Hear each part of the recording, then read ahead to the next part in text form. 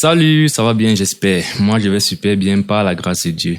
Bienvenue dans cette parole d'exhortation numéro 20 qui s'intitule La justification. C'est parti.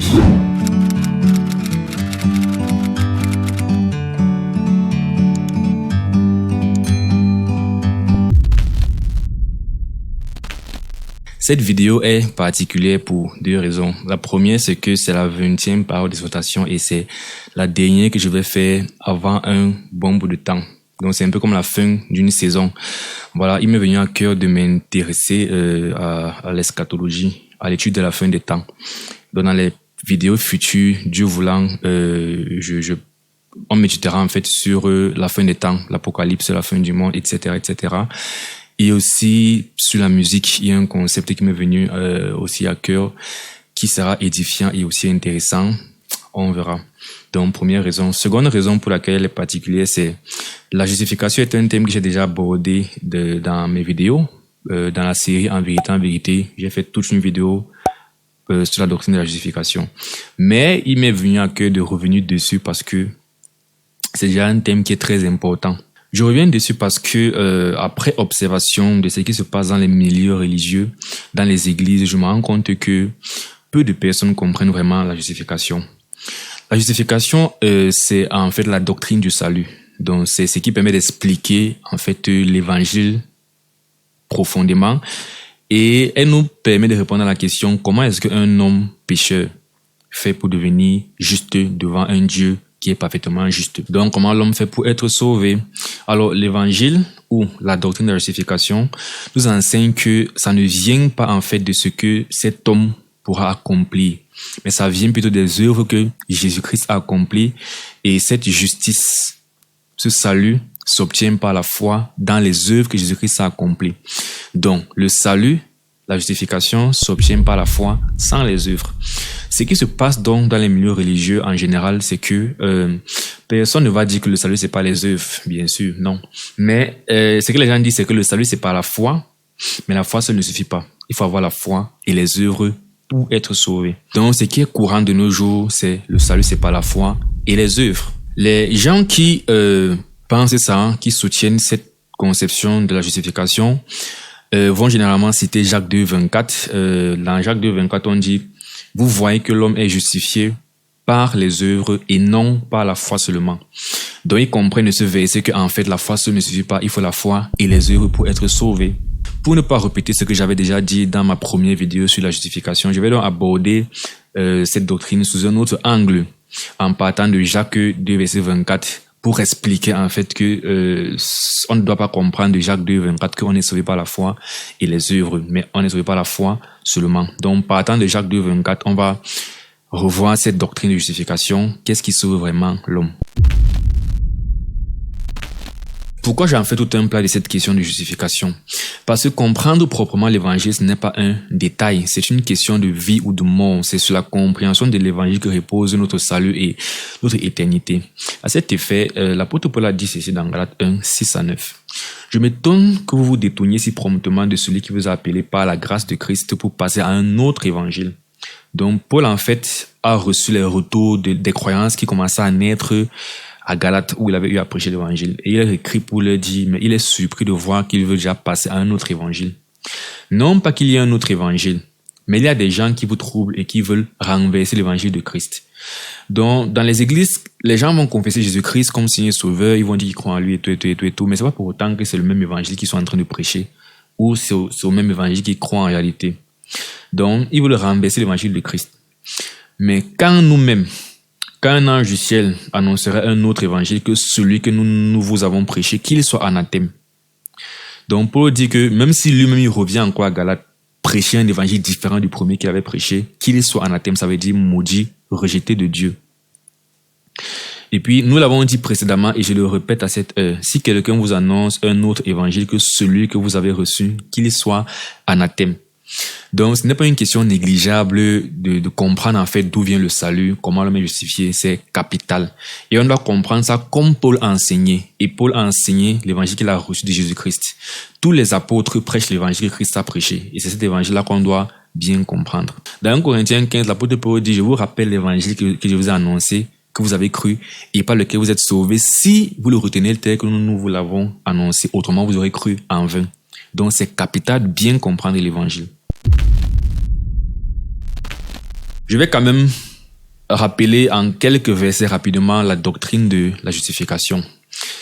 Alors, Proverbe 17, verset 15 nous dit « Celui qui absout le coupable et celui qui condamne le juste sont tous deux en abomination à l'Éternel. » Donc, ça veut dire que lorsque quelqu'un est coupable et tu l'absous, absoudre veut dire acquitter. Dans mon dictionnaire, la première définition d'absoudre, le premier exemple qu'on donne, c'est faire preuve d'injustice, en fait, dans l'exemple qu'on donne. Donc, lorsque quelqu'un est coupable et tu l'acquittes, tu l'absous, c'est une abomination devant Dieu. Donc, pour Dieu, quand on est coupable, on doit être puni. Ça, c'est ça la justice. Et l'inverse dit que quoi? Celui qui condamne le juste. Donc, si quelqu'un est par contre juste et tu l'imputes une sanction, une sentence d'un coupable, c'est une abomination à Dieu. Maintenant, la Bible dit ceci concernant l'homme. Tous ont péché. Personne ne cherche Dieu. Tous sont égarés. Donc, comment sommes-nous devant Dieu? Nous sommes des pécheurs. Comment sommes-nous devant Dieu? Nous sommes coupables devant Dieu. Et la Bible dit que notre sentence, non, c'est quoi? Romains 6, 23 dit le salaire du péché, c'est la mort. Et ce n'est pas seulement la mort physique. Apocalypse 21, 8 dit mais pour les lâches, les incrédules, les abominables, les meurtriers, les impudiques, les enchanteurs, les idolâtres et tous les menteurs, leur part sera dans les temps ardents de feu et de soufre, ce qui est la seconde mort. Donc en réalité, le salaire de notre péché, c'est la seconde mort, qui est encore l'enfer, qui est un lac de feu où les hommes vont être envoyés pour souffrir éternellement. Du coup, nous méritons tous l'enfer. Le problème se pose à partir du moment où Psaume 32, 1 à 2 dit ceci, concernant le caractère de Dieu. Heureux celui à qui la transgression est remise, à qui le péché est pardonné. Heureux l'homme à qui l'Éternel n'impute pas d'iniquité et dans l'esprit duquel il n'y a point de fraude. Donc David en fait chante le bonheur, la bénédiction de celui à qui la transgression est remise.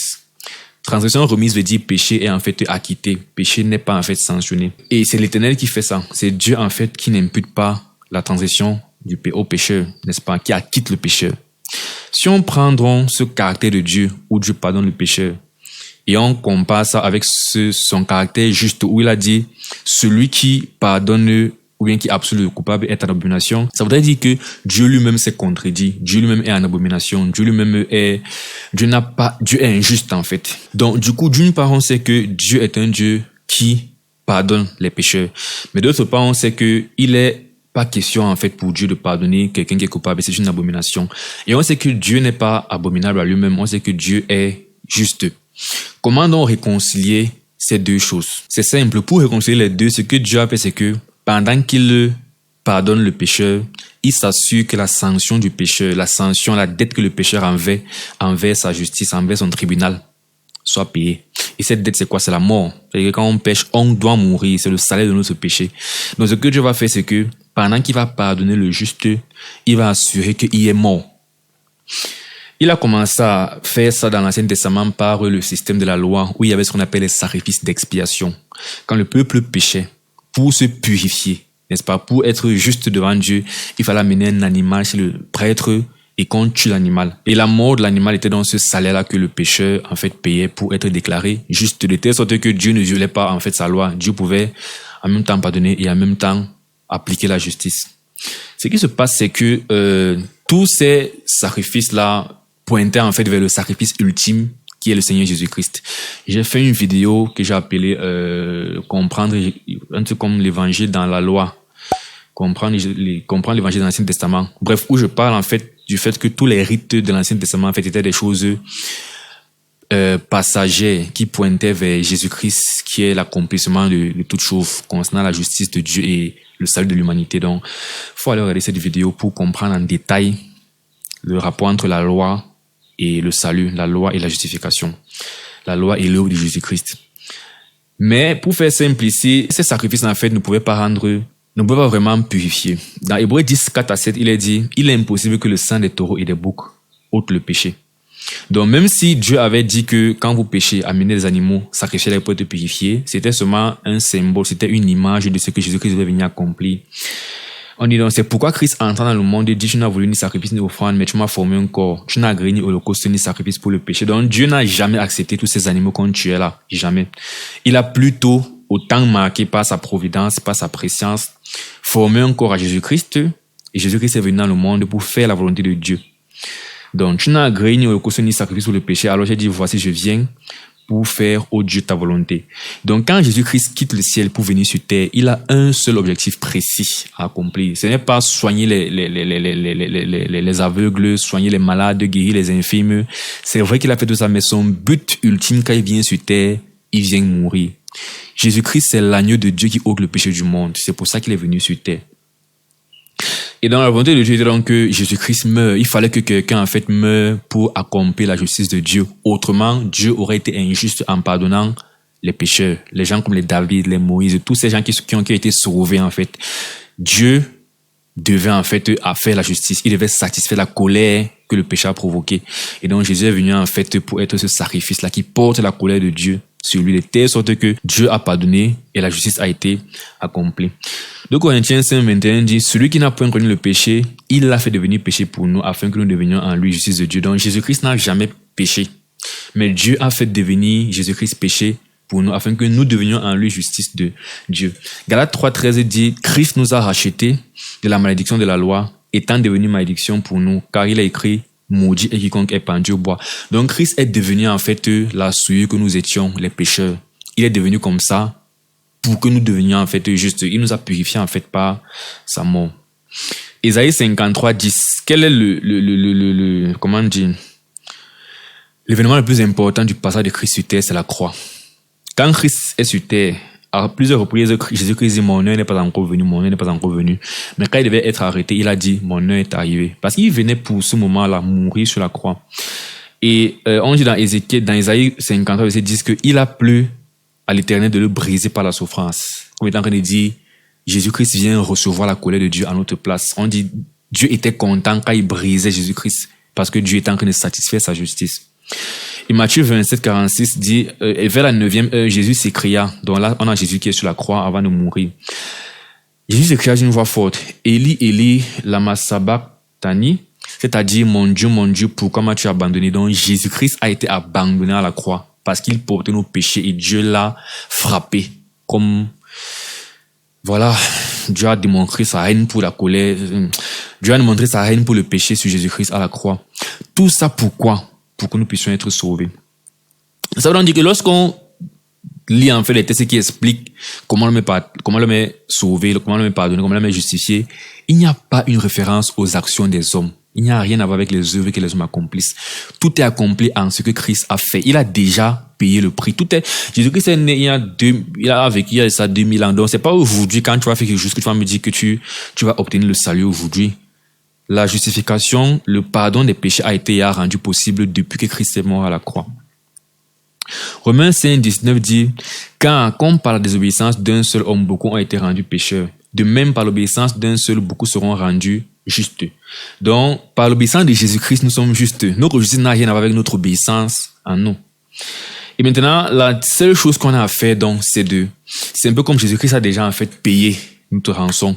Ce qu'on a à faire, c'est de prendre le ticket, prendre le reçu et de montrer à Dieu que voici le reçu de ma rédemption. Et c'est en fait la foi, n'est-ce pas? Lorsqu'on écoute ce message que Jésus-Christ est mort et ressuscité pour te sauver, c'est ça l'évangile. Ce que Dieu attend de nous, c'est qu'on ait la foi. C'est pour ça que Dieu dit pas le salut, c'est par la foi, sans les œuvres. N'est-ce pas? Éphésiens 2:8-9 dit, car c'est par la grâce que vous êtes sauvés, par le moyen de la foi, et cela ne vient pas de vous, c'est le don de Dieu. Ce n'est point par les œuvres afin que personne ne se glorifie. Donc, c'est littéralement dit, ce n'est pas par les œuvres. Voilà. Il est dit dans Romains 3:23 que tous sont péchés et sont... Voilà, je vais même lire ça maintenant. Romains 3:23-26, tous sont péchés et sont privés de la gloire de Dieu et ils sont gratuitement justifiés par sa grâce. Donc, si on dit que le salut c'est par la grâce, le salut c'est pas par les œuvres, le salut c'est gratuit. Comment est-ce qu'un homme peut se lever aujourd'hui et dire que le salut c'est par la foi et les œuvres? Et pourtant, les textes disent que c'est gratuit. Donc, ils sont gratuitement justifiés par sa grâce, par le moyen de la rédemption qui est en Jésus-Christ. C'est lui, ici maintenant, Paul explique comment Dieu, en tuant Jésus-Christ, a résolu le dilemme du départ. Comment est-ce que Dieu peut pardonner un pécheur sans être en abomination à lui-même? C'est lui, Jésus-Christ, que Dieu a destiné par son sang à être pour ceux qui croiraient victime propitiatoire. Victime propitiatoire, ça rend comme une victime expiatoire. Donc c'est l'animal qu'on tue pour accorder le pardon au peuple. Afin de montrer sa justice. Donc Dieu a désigné une victime propitiatoire pour montrer qu'il est juste. Afin de montrer sa justice, parce qu'il avait laissé impuni les péchés commis auparavant au temps de sa patience. Comme étant en train de dire, quand les David, les Abraham, tous ces gens en avant péchaient, Dieu ne les a pas punis en fait. Donc s'il les laissait partir, si les gens n'ont jamais fait preuve de justice, on devait dire, ah, Dieu est injuste. Mais au temps marqué par sa providence, il a désigné une victime pour punir en fait leur péché dans cette victime. Donc on dit donc, afin de montrer sa justice dans le temps présent, de manière à être juste tout en justifiant celui qui a la foi en Jésus-Christ. Dilemme résolu, Dieu peut pardonner le pécheur et rester juste en même temps. Alors maintenant, pour bien comprendre, c'est vrai que si nous sommes sincères, on va comprendre à partir de là qu'on ne peut pas comprendre Jacques 2, 24 tel que les gens le comprennent, que c'est par la foi plus ses œuvres. Mais on va continuer donc à expliquer. C'était le plan de cette vidéo. Mais déjà pour bien comprendre pourquoi on ne peut pas comprendre Jacques 2, 24 comme ça, je vais donner quelques principes d'interprétation de la Bible. Alors, pour comprendre un verset dans la Bible, voilà ce qu'il faut faire. Il faut comprendre ce verset dans les différents contextes généraux dans lesquels les versets sont cités.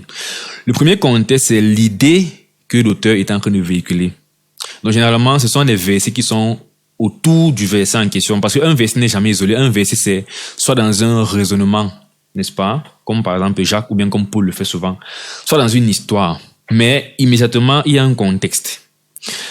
Au-delà de ce contexte, il y a le contexte du chapitre, n'est-ce pas? Dans le chapitre, quelle est l'idée qui est enseignée?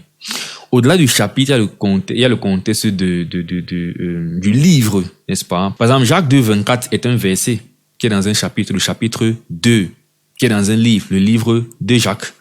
Donc, il faudra comprendre le contexte dans le livre. Quelle est l'idée, quel est le message du livre en général? À qui a écrit le livre? Pourquoi a écrit ce livre? Au-delà du livre, il faudra maintenant comprendre l'alliance. Dans quel testament sommes-nous? Dans quelle alliance sommes-nous? N'est-ce pas? Parce que les choses doivent être comprises différemment, souvent, selon qu'on est dans l'Ancien Testament ou dans le Nouveau Testament, n'est-ce pas? Et après donc, comprendre la chose dans toute la Bible, c'est-à-dire qu'on inclut maintenant les deux testaments. Second grand principe, après le principe du contexte, le principe que la Bible ne se concrétise pas. Mais ça veut donc dire que lorsqu'on aura compris un verset dans le contexte immédiat, pour faire de ce verset une affirmation dogmatique et générale, il faudra que, en évaluant ce verset dans les différents contextes, il n'y ait jamais de contradiction. Il ne faudra pas que, quand on lit ce verset dans Jacques 2, 24, on le comprend d'une façon, mais quand on lit ça quand on essaie de prendre cette vérité qu'on a compris et on regarde les autres enseignements de la Bible dans le livre de Jacques, ce sont en train de concrétiser quelque chose. Ou alors ça concrétise quelque chose dans le Nouveau Testament. Ou alors ça concrétise quelque chose dans la Bible. Alors, que dit donc Jacques 2, verset 24? Vous voyez que l'homme est justifié par les œuvres et non par la foi seulement. Supposons donc que Jacques est en train d'enseigner que le salut, n'est-ce pas, s'obtient par la foi et les œuvres. Et faisons de ça une affirmation dogmatique comme les gens le font souvent. Le salut, c'est par la foi et les œuvres. C'est comme ça, c'est vrai. Dans le contexte du chapitre, est-ce que ça concrétise quelque chose? Non. En général, dans le chapitre, Jacques est en train de dire ta foi seule n'est pas suffisante. Montre-moi ta foi. Sans les œuvres, je montrerai la mienne. Pas les œuvres. Donc, dans le contexte de Jacques 2, pas de contradiction. Dans le livre de Jacques, est-ce que ça concrétise quelque chose? Pas à ma connaissance. Maintenant, si on sort du livre de Jacques, on est maintenant dans le Nouveau Testament. Est-ce qu'il y a des versets que ça va contredire? Bien évidemment, on a lu Éphésiens 2 qui disait que ce n'est pas par la grâce, ce n'est pas par les œuvres, n'est-ce pas? C'est par la grâce. En réalité, il y a tellement de versets, tellement de choses que ça va contredire, mais il y a Éphésiens 2 que j'aime bien, et on va prendre Romains 4 surtout, qui est encore plus clair, c'est-à-dire que littéralement, Paul dit le contraire de ce que Jacques a dit. En Romains 4, 1 à 8, Paul dit, que dirons-nous donc qu'Abraham, notre père, a obtenu selon la chair? Si Abraham a été justifié par les œuvres, il a suivi de se glorifier, mais non devant Dieu. Car, que dit l'Écriture? Abraham crut à Dieu, et cela lui fut imputé à justice. Donc, si Abraham a été justifié par les œuvres, il a un sujet de se glorifier, mais non devant Dieu. Ça veut dire que Abraham ne peut pas par ses œuvres devant Dieu être déclaré juste. Dit devant Dieu que voici mes œuvres, donc à cause de ça, je suis juste. C'est ce que ça veut dire. Et il dit car, puisque l'Écriture justement enseigne que ce ne sont pas ses œuvres qui ont justifié Abraham. L'Écriture dit Abraham crut à Dieu et cela lui fut imputé à justice. Donc, d'où vient la justice d'Abraham devant Dieu? C'est sa foi en Dieu. Or, à celui qui fait une œuvre, le salaire est imputé non comme une grâce, mais comme une chose due. Alors, les gens dans les églises vont généralement dire que le salut c'est par la grâce, n'est-ce pas? Si tu dis donc que le salut c'est par la grâce, sache donc que lorsque tu as fait une œuvre, ce que tu reçois, ce n'est pas une grâce, c'est une chose due. N'est-ce pas? Donc, il dit, à celui qui fait une œuvre, le salaire est imputé, non, mais comme une chose due. Donc, si vraiment notre salut était par nos œuvres, ça ne serait pas par la grâce, en réalité. C'est pas si on se comprend. À celui qui fait une œuvre, le salaire est imputé, non comme une grâce, mais comme une chose due. Mais à contrario, n'est-ce pas? Celui qui ne fait point d'œuvre, mais qui croit en celui qui justifie l'impie, sa foi lui impute en justice. Donc, tu as deux types de personnes. Une personne va recevoir la justice à cause de ses œuvres. L'autre va recevoir la justice par la grâce. Maintenant, on sait qu'il est impossible par nos œuvres d'être juste. Donc, le premier cas de figure, c'est un cas hypothétique en réalité. Mais ce qui est réel, c'est que lorsque on ne fait pas d'œuvre, mais que nous croyons, notre foi nous est imputée en justice. Et c'est ce qui s'est passé pour Abraham. Et c'est ce qui se passe pour tous les hommes dans le monde entier. De même, David exprime le bonheur de l'homme à qui Dieu impute la justice sans les œuvres.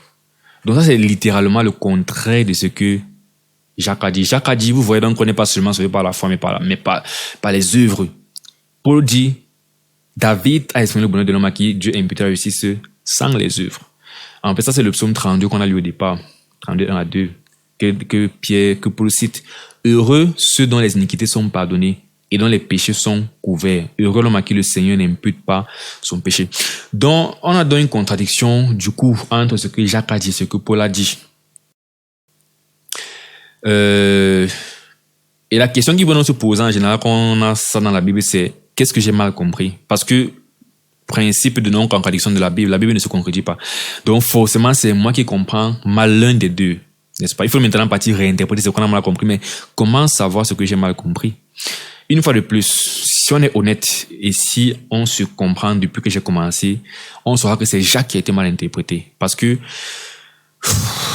tout le Nouveau Testament dit que le salut, c'est pas la foi sans les œuvres. Mais prenons seulement Jacques et Paul, dans Jacques et dans Romains. Revenons donc sur à qui Jacques parle et pourquoi Jacques leur a écrit cette épître. Si on lit le livre de Jacques, on se rend compte que Jacques écrit en fait à des chrétiens.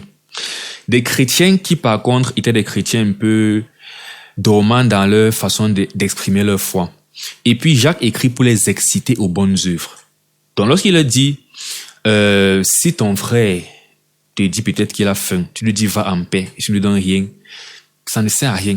C'est comme pour dire qu'il faut passer aux actes. Tout ne passe pas seulement par ce qu'on dit ou ce qu'on croit. C'est pour ça que Jacques dit aussi que si tu regardes là, si tu écoutes la parole sans la mettre en pratique, ça ne sert à rien.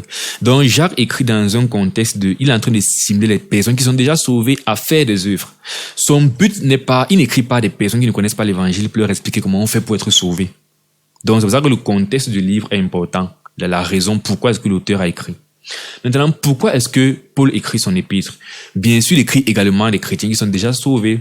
Mais le but de son épître, lorsqu'on lit son épître, c'est d'expliquer en fait d'où vient le salut dans un contexte où il y a une confusion entre la loi et la foi. Il écrit à des personnes qui sont, à des Romains naturellement, mais il y a des Juifs aussi qui sont en Rome. Et du coup, les Juifs ont tendance à vouloir mélanger la loi dans la pratique de la foi. Et Paul vient encore donc, on va dire, comme on dit souvent, break it down en anglais, il vient encore détailler ça du genre, qu'est-ce qui finalement nous sauve vraiment? Et donc, si on lit par exemple, dans tout le livre de Romains par exemple, je crois que si on cherche le mot justice, injustice, ça apparaît près de 32 fois. Si on tape le mot justification dans le chapitre 4, ça apparaît, je crois, 4 fois. Pour dire que le but du livre de Romains, vraiment, c'est d'expliquer la justification. Dès le chapitre 1, Paul commence à dire, ce n'est pas honte de l'évangile, c'est une puissance de Dieu pour le salut de quiconque croit. Et puis, va avec la nature de l'homme, tout son péché. Et puis, va avec... Donc, c'est ça, en fait, pour dire que s'il faut prendre un texte pour dire de manière dogmatique qu'est-ce qui sauve, ce n'est pas Jacques, en fait, c'est Romains. Parce que Romains est plus écrit pour le but d'expliquer l'évangile, d'expliquer le salut. Donc déjà, ça peut nous faire comprendre qu'en fait, on a certainement mal compris s'il faut réinterpréter un truc. dans la question du salut, ça doit être Jacques et non Paul. Donc, il y a le fait qu'en général, la Bible enseigne, le Nouveau Testament enseigne que c'est par la foi sans les œuvres. Il y a le fait que Paul a écrit pour expliquer le salut, contrairement à Jacques. Si on parcourt depuis les évangiles de Jésus-Christ, quand Jésus-Christ en prêche, qu'est-ce que Jésus-Christ dit? Croire seulement pour sauver. La volonté du Père, c'est qu'on croit pour avoir la vie éternelle. C'est toujours la foi, la foi. Même une fois, lorsque les Juifs, je ne sais pas si c'est en Jean 6, 7 ou 8, on demande à Jésus-Christ, montre-nous les œuvres qu'il faut qu'on fasse alors. Parce que Jésus a dit qu'il est venu faire les œuvres du Père. Et ils ont dit, montre-nous les œuvres afin qu'on les fasse. Il leur a répondu que la volonté de mon Père, ce que vous croyez en celui qu'il a envoyé. Donc la volonté de Dieu concernant le salut, c'est la foi et non les œuvres. La volonté du Père, c'est la foi pour la vie éternelle. Foi pour la vie éternelle. Et après les œuvres pour la foi, que demande le Père. Dieu veut nous... Et l'élément, pour aller encore plus terre à terre, pour encore plus break it down, Paul et Jacques ont cité Abraham pour illustrer en fait leur justification, n'est-ce pas? Parce que Jacques a dit, Abraham fut justifié lorsqu'il amena son fils Isaac pour le sacrifier. Et ça, c'est une œuvre qu'Abraham a faite. Et puis, il dit ensuite, il accomplit ainsi l'écriture, Abraham crut en Dieu, ça lui fait imputer justice. Donc, Jacques a cité Abraham. Et Paul a aussi cité Abraham pour plutôt dire le contraire de ce que Jacques est en train de dire. Donc maintenant, qui des deux a donc raison? Qui sait vraiment ce qui a justifié Abraham? C'est simple. On rentre dans l'histoire. On va maintenant voir est-ce qu'Abraham a été justifié vraiment lorsque il a amené son fils Isaac, comme Jacques est en train de dire, ou il a été justifié avant ça, sans faire d'œuvre. Et donc, dans Genèse 15, 1 à 6, c'est le récit où Dieu en fait la promesse à Abraham que tu auras des enfants qui seront plus nombreux que les étoiles du ciel, etc., etc. À ce moment-là, Abraham est autour de 90 ans. Et puis, on dit, quand Dieu lui a dit ça, en fait, il a cru que c'était possible. Et au verset 6, on dit, Abraham eut confiance en l'Éternel, qui le lui imputa en justice. Qu'est-ce qu'il a imputé en justice à Abraham? Sa confiance, sa foi. Est-ce qu'à cet instant, Abraham a fait une œuvre? Non.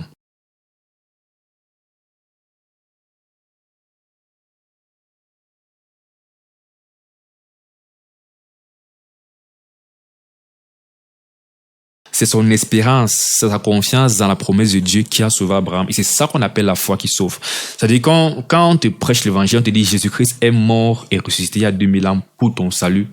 Quand tu mets ton espérance en cette vérité-là, c'est ça qui te justifie devant Dieu et pas tes œuvres que tu vas faire par la suite. Mais c'est ça qui te justifie devant Dieu. Et une fois de plus, Paul cite Abraham dans un texte où il veut expliquer l'évangile dans le Nouveau Testament parce que notre salut n'est pas différent du salut d'Abraham. Nous avons le même salut qu'Abraham. Et lorsqu'on lit même la suite de Romains 4, on va voir que Paul va expliquer justement que nous sommes les enfants d'Abraham à cause qu'on a une foi commune, on partage la foi d'Abraham. C'est pour ça que nous sommes enfants d'Abraham. La seule différence, c'est que Abraham a vécu dans une révélation, on va dire, différente de qui était vraiment Dieu. C'est-à-dire que Dieu ne se manifestait pas sous la forme de Jésus-Christ. C'est pour ça que il a toujours cru en Dieu finalement, en l'Éternel. Nous, aujourd'hui, qui avons déjà eu la révélation claire de qui est Dieu, Jésus-Christ, on croit maintenant en Jésus-Christ parce que voilà, Dieu décide de comment les choses se passent selon les circonstances. On doit seulement obéir à ce qu'on reçoit, à la chose la plus actuelle et la plus claire. Et ce qui est plus clair maintenant pour nous, c'est que on doit se repentir, croire en Jésus-Christ pour être sauvé.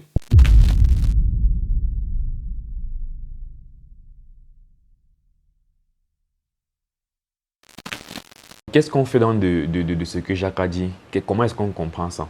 Il faut donc comprendre la notion de justification devant les hommes et de justification devant Dieu. Jacques parle de la justification d'Abraham devant les hommes. De la même façon que Paul a même dit au début de Romains 4 que si Abraham a été justifié, il peut se glorifier de ses œuvres devant les hommes, mais non devant Dieu. Ça veut dire que quoi? Pour nous les hommes qui ne lisons pas le cœur, n'est-ce pas? Qui ne pouvons pas voir la foi dans le cœur. Généralement, on va considérer que quelqu'un est juste à partir des œuvres qu'il va poser. Donc, les gens vont être justifiés aux yeux des hommes par leurs œuvres. Mais en réalité, Dieu n'a pas besoin de voir les œuvres pour savoir si on a vraiment la foi ou pas. Dès lors que tu confesses Christ, que tu confesses, que tu mets ta confiance à Dieu, à l'instant T, lui peut voir si ta foi est sincère ou pas. Et si elle est sincère, il te justifie à cet instant. Donc, Abraham a été justifié le soir où il a reçu la promesse parce que sa foi était sincère. Mais aux yeux des hommes, c'est lorsque les hommes voient Abraham par la suite obéir à Dieu, partir vouloir sacrifier Isaac, les hommes disent que ça c'est vraiment quelqu'un qui est juste parce que il est en train d'obéir. Il faut donc faire cette différence entre la justification devant les hommes, la justification devant Dieu. Et ce qui nous sauve, comme j'ai dit au début, le salut c'est quoi? La justification c'est quoi? C'est comment est-ce qu'un homme est déclaré juste aux yeux de Dieu. Donc voilà, tout ce qui est nécessaire aux yeux de Dieu, c'est l'existence de la foi. Tandis que pour nous les hommes, tu vas dire que tu as la foi, bon, on ne lit pas ton cœur, on attend seulement de voir les œuvres que tu poses. Et une fois de plus, tes œuvres, ce n'est pas ça qui te donne le salut, c'est ta foi que tu as eu au départ. Mais la foi va produire en toi, n'est-ce pas, après la justification, il y a ce qu'on appelle la régénération, la nouvelle naissance, où tu as un nouveau cœur et le Seigneur te conduit dans ses voies et tu poses donc des œuvres. Nous, on va voir les œuvres et savoir que ce gars, il est juste. Parce que les œuvres, c'est le résultat de la foi que tu as eu au départ. Et c'est cette foi seule qui t'a justifié.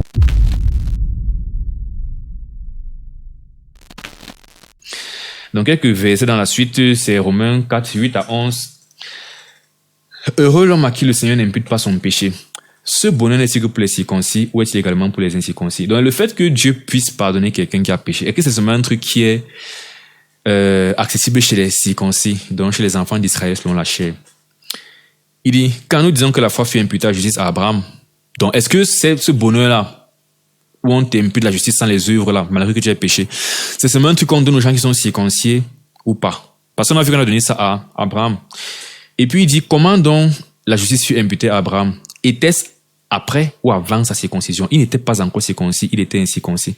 Donc on n'a pas besoin d'être sous l'alliance de la circoncision, d'être un juif selon le sang pour recevoir cette grâce. Donc, et c'est le message de l'évangile, c'est que le salut c'est pour tout le monde, quiconque croit, du juif puis du grec. Paul dit, et il reçut le signe de la circoncision comme ceux de la justice qu'il avait obtenu par la foi quand il était incirconcis, afin d'être le père de tous les incirconcis qui croient, pour que la justice leur fût aussi imputée. Voilà. Abraham se circoncit comme manifestation extérieure de la foi qui est dans son cœur. C'est ce qu'il faut donc comprendre. Les œuvres que les chrétiens posent, qui doivent exister, on ne refuse pas, sont une manifestation de la foi qui sont dans le cœur. Et ce qui les a sauvés, c'est cette foi et non les œuvres qu'ils font par la suite. Et puis, il continue encore, toujours pour expliquer que cette foi, ce ne sont pas des œuvres. Romains 4, verset 18 à 22. Parlant toujours de la foi d'Abraham qui l'a sauvé, il dit, espérant contre toute espérance, il crut en sorte qu'il devint le père d'un grand nombre de nations, selon ce qui lui avait été dit. Telle sera ta postérité. Et sans faiblir dans la foi, il ne considéra point que son corps était déjà usé, puisqu'il avait près de 100 ans, et que Sarah n'était plus en état d'avoir des enfants. Donc, la foi qui sera Abraham, c'est vraiment cette confiance dans le fait que je suis vieux, et Dieu me dit que j'aurai des enfants, comment? Nombreux. Bon, je crois quand même. C'est cette foi, en fait, là qui le sauve. Il ne douta point par incrédulité au sujet de la promesse de Dieu, mais il fut fortifié par la foi, donnant gloire à Dieu, ayant la pleine conviction que ce qu'il promet, il peut aussi l'accomplir. C'est pourquoi cela, une fois de plus, qu'est-ce qui a été imputé à justice? Ce sont ses œuvres? Non. Sa confiance dans la promesse de Dieu, c'est ça qui lui a été imputé à justice. Comme aujourd'hui, Dieu nous promet que si on croit que Jésus-Christ est mort et ressuscité pour nous, on sera sauvé. Cette promesse-là, en fait, si on croit en ça, on reçoit le salut. Titre 3, verset 5. Il nous a sauvés non à cause des œuvres de justice que nous aurions faites, mais selon sa miséricorde. Donc Dieu, même quand on est sauvé aujourd'hui, Dieu sait qu'on va faire des œuvres, mais c'est pas à cause de ça qu'on est sauvé. C'est selon la miséricorde par le baptême de la régénération et le renouvellement du Saint-Esprit. Donc mes frères et sœurs et vraiment toute personne qui écoute cette vidéo aussi, c'est bien de vouloir faire les bons œuvres pour Dieu. Éphésiens 2 dit même que nous avons été sauvés par la grâce pour accomplir les bonnes œuvres qu'il a préparées d'avance pour nous. Donc même les œuvres qu'on fait sont des œuvres que c'était prévu dans le plan de Dieu, mais il y avait d'abord eu un salut par la grâce, ensuite la pratique des bonnes œuvres que Dieu avait préparées d'avance pour nous. Donc c'est bien de vouloir faire des bonnes œuvres. J'aime les bonnes œuvres. On doit s'appliquer à faire ça. Mais notre espérance doit être uniquement sur la foi, sur la mort, sur les œuvres de Christ en fait. Donc je reviens sur le verset par lequel j'ai commencé pour dire que c'est important cette question, n'est-ce pas? Galates 1, 6 à 9. Je m'étonne que vous vous détourniez si promptement de celui qui vous a appelé par la grâce de Christ pour passer à notre évangile. On a vu dans l'évangile que Paul enseigne, n'est-ce pas? C'est que le salut, c'est par la foi sans les œuvres. Et il dit, mais quand nous-mêmes, quand un ange du ciel annoncerait un autre évangile que celui que nous avons annoncé, qu'il soit anathème. Ça veut dire que mon frère, ma soeur, si aujourd'hui tu croyais qu'on est sauvé par la foi, plus les œuvres, tu ne croyais pas en l'évangile de Paul, ni de Jésus-Christ. Et tu es sur la condamnation, en fait. Donc, ce que tu dois faire, ce qu'on doit faire, c'est se repentir et accepter, n'est-ce pas, ce message tel qu'il a été prêché par Paul. Nous l'avons dit précédemment et je le répète à cette heure. Si quelqu'un vous annonce un autre évangile que celui que vous avez reçu, qu'il soit anathème. 1 Corinthiens 15, je vous rappelle l'évangile que je vous ai prêché, par lequel vous êtes sauvés. Si vous le retenez tel que nous vous l'avons annoncé, autrement vous aurez cru en vain. Bon entendeur, salut. Sur ce, on se laisse sur cette musique offense justifiée qui parle de la justification.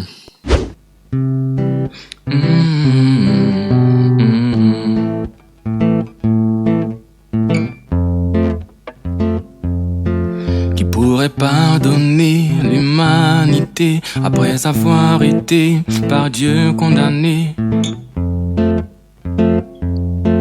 Qui pourrait effacer du monde le péché, qui pourrait satisfaire de Dieu la colère? Y a-t-il un homme qui est cet homme? Oh, qui est cet homme qui s'approche du trône? Les anges autour chantent ton cœur et le louent. Tu es digne, prends le livre de vie, car tu as donné ta vie pour le monde. Si par l'offense d'un homme, le monde a été condamné, par la justice d'un homme, l'humanité sera sauvée. Qui pourrait détourner mon châtiment? Qui pourrait me sauver du jugement? Oh, oh, oh.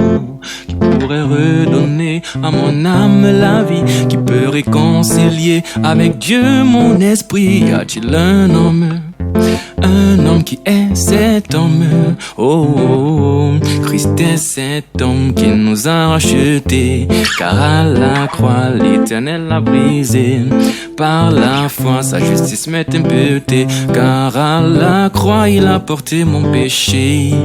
Si par l'offense d'un homme le monde a été condamné, par la justice d'un homme, l'humanité sera sauvée. Si par l'offense d'Adam, je suis mort bien que vivant, par la justice de Christ, je vivrai si même je mourrai.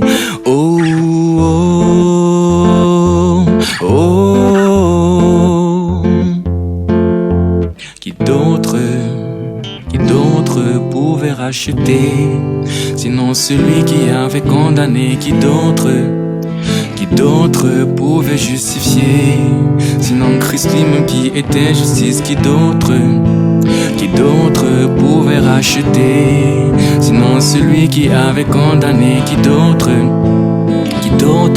pouvait justifier, sinon Christ lui-même qui était justice? Qui d'autre pouvait racheter, sinon celui qui avait condamné? Qui d'autre pouvait justifier, sinon Dieu lui-même en Jésus? C'est par l'offense d'un homme le monde a été condamné, par la justice d'un homme l'humanité sera sauvée.